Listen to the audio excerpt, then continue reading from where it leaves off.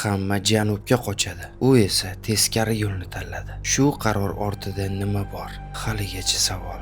2022-yilning 1-kuni kuchli qo'riqlanadigan zona, minalar va kuchli xavfsizlik tizimi bilan o'ralgan hudud. Bir yigit 3 metrli to'siqdan sakrab o'tdi va shimolga qarab yugurib ketdi. Kameralar uni bir necha marta yozib olgan, lekin dastlab jiddiy qabul qilinmadi. Eng qizig'i, bu yigit avval shimoldan janubga o'tgan qochqin bo'lgan. Ya'ni bir vaqtlar yaxshiroq hayot izlab janubga kelgan. Keyinroq ma'lum bo'lishicha, u janubda oddiy ishlarda ishlab yashagan. Lekin ko'pchilik orzu qilgan hayot u o'ylagandek chiqmagan. Ba'zan inson geografiyadan emas, hissiyotlaridan qochadi. Shuning uchun u yana chegarani kesib o'tishga qaror qildi va shimolga qaytishga qaror qildi. Inson qancha uzoq ketmasin, qaytishi mumkin bo'lgan joy bor.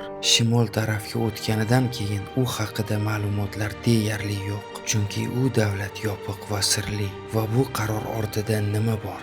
Haligacha savol. Sizningcha uni ortga qaytishga nima majbur qildi? Oila sog'inchimi yoki o'zga yurtda o'z o'rnini topolmadimi? O'zi ozodlik degani hamma uchun bir xilmi? Fikrlaringizni izohlarda yozib qoldiring.